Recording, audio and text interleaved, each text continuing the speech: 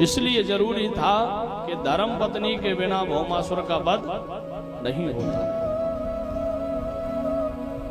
आज भगवान रथ में सवार होके गए और भौमासुर के यहाँ राज्य में पहुंचे और भौमासुर के साथ से पहले द्वार पे जो खड़ा रहता है महायोद्धा जिसका नाम था मुर, जिसके 5 सिर थे और 5 सिर के मुर के साथ भगवान ने युद्ध किया और युद्ध करते करते भगवान ने एक ही बाण से 5 सिरों का खंडन कर दिया और मुर नामक राक्षस का अंत कर दिया। बोली भक्त वत्सल भगवान की जय। जय जय श्री राधे श्याम। मुर नामक के राक्षस के साथ युद्ध किया भगवान ने और उसका वध कर दिया और इसी जगह से भगवान का नाम मुरारी हो गया।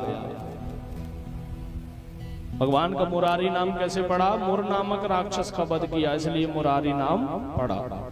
बोले भक्त वत्सल भगवान की जय हो।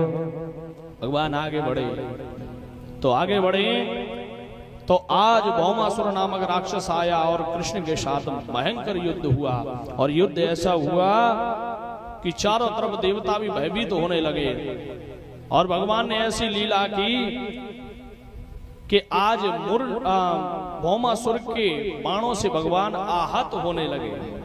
1-2 बाणों को अपनी भुजाओं में सहन किए और जैसे ही भगवान को स्क्रेच आई, जैसे ही कट लगी बाणों की, और इस दृश्य को कौन देख रहा था? सत्यभामा।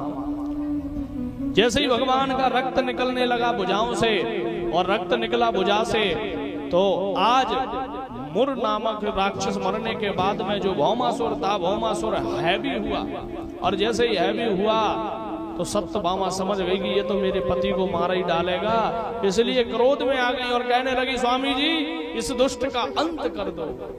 और जैसे ही कहा कि अंत कर दो, भगवान ने तुरंत चक्र धारण कर लिया और चक्र धारण करके क्षण भर नहीं लगी और भौमासुर का सेकंड भर में गोविंदाए नमो नमः कर दिया, कल्याण कर दिया।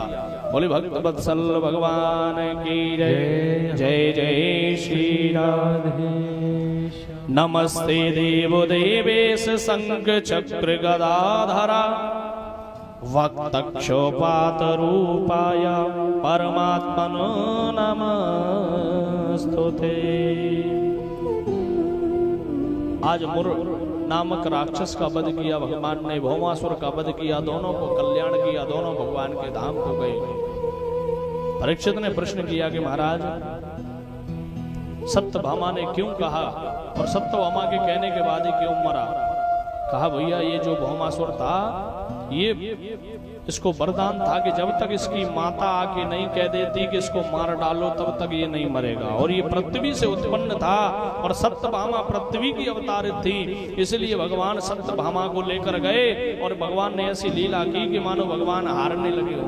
और जैसे भगवान हारने को हुए तो कौन पत्नी चाहेगी कि पति का आंखों के सामने हार जाए? तो पत्नी ने कह दिया कि स्वामी इसका वध कर दो। और जैसे ही पृथ्वी के रूप में सत्यभामा ने कहा तो तुरंत भगवान ने वध कर दिया, तो वरदान भी पूरा हो गया और भौमासुर का भी भगवान ने कल्याण कर दिया। बोली भक्त वत्सल भगवान की जय। जय जय श्री राधे श्याम।